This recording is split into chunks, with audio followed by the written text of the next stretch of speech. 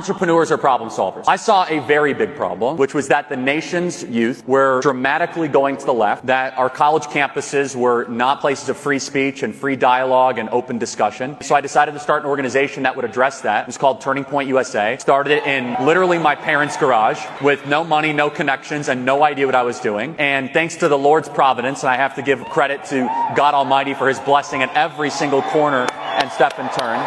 Let's go. We experienced the most amazing journey over 13 years where I have been able to not just make an impact in the culture and politics, but build something of value and of great substance and depth. We have over 1,000 employees at Turning Point. We have well over $150 million in revenue between all the different entities. We have over 430,000 people that donate money to Turning Point USA and Turning Point Action. You can call them our customers. But as a nonprofit, our customers are actually the students, are actually the target that we are trying to reach every single day. And as an entrepreneur, I'm always looking at new problems to try to solve. People say all the time, Charlie, how do I get rich? How do I be successful? You solve a problem. Once you solve a problem, people will give you value. And when you solve a problem over a period of time better than somebody else, then you have a market differentiator. Yo, what's up, yo? The man Shelby here, founder of SC Digital Solutions and Consulting. And as you can see, you just witnessed the video that was actually during, I believe that was Grant Cardone's last summit that he held not too long ago. And obviously, you see the man doing all the speaking was Charlie Kirk. Charlie Kirk.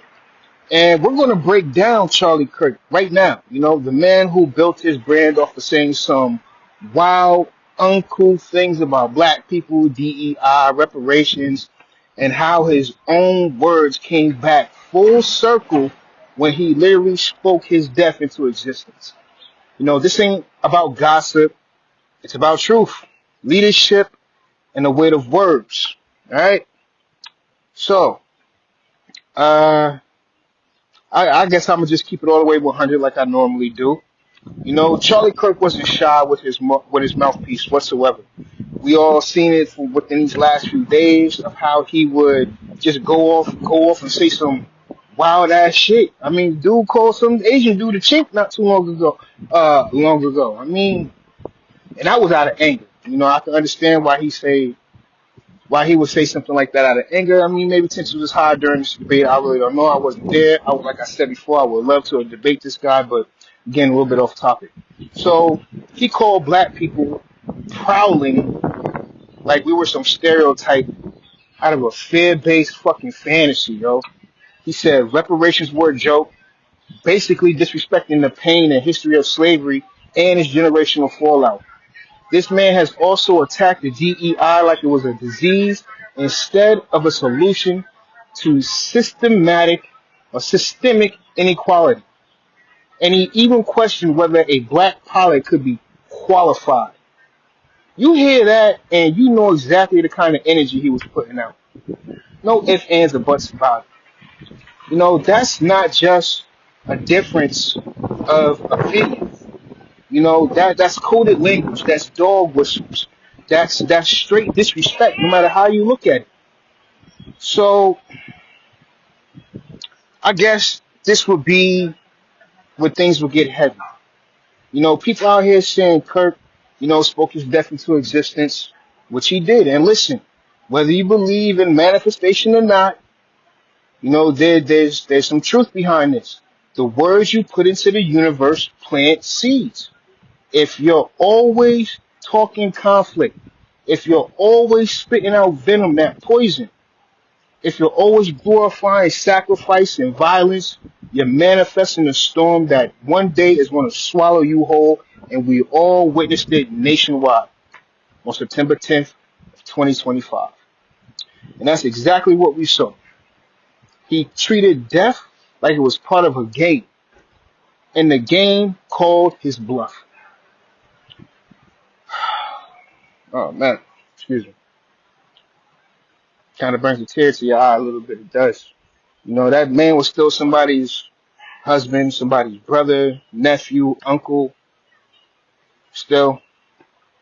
You know, this is why I tell leaders, this is why I tell brands, entrepreneurs, that words matter. Rhetoric ain't just content, it's strategy. You know, it builds movements or it burns bridges. Kirk built a spectacle and not a legacy. This is just plain facts. Now, some people say, "Oh, I'm being opinionated." Yeah, he has done a lot of things, great things, what he did with his business, but he turned it into a spectacle. And real leadership isn't about stirring outrage. It's about directing energy. It's about accountability. You can have your opinions, but if your speech is dehumanizing, if it divides instead of builds, you ain't really leading. You're just exploiting the people. You're exploiting a bunch of young college students, or did exploit a bunch of young college students. So, here's the takeaway that I got off of this. I can't just watch this and shake my head. I had to ask myself, and mind you, I really had to dig deep and ask myself, this is why I took time out to make this video, what seeds am I planting with my words? Are they building my brand, my business, my community that I currently live in? Or are they just setting me up for backlash that I simply cannot control? And that's one thing that people have to take into consideration. If you're serious about turning your voice, your story, your movement into something that lasts, not just clicks and controversy, even though controversy does sell, you know, cheesy sales plug, hit me up, www.iamshelbyclub.online. That's where I help all the leaders, the entrepreneurs, nonprofits build sustainable digital strategies that actually move their culture forward. Right. I'm not trying to really be on here too much longer. I want to go to this store real quick. But I want y'all to remember this. Freedom of speech ain't freedom from consequences. Your words, the words you use today are the legacy people will remember tomorrow, yo. But all right, from here on out, I'm gonna just leave that here. If you like this, if it resonated with you, make sure to hit. If this resonated with you, hit the like button, drop a comment, share it with somebody that can actually use it, who needs to hear it, and follow me for more raw insights and things like that, more real talk. It's your man Shelby, founder of SC Digital Solutions and Consulting. I'm signing off. Deuces, y'all. Y'all be easy. I'm out. Y'all trying to stay focused, stay solid, and remember to speak wisely this week. All right? I'm out. Y'all be easy.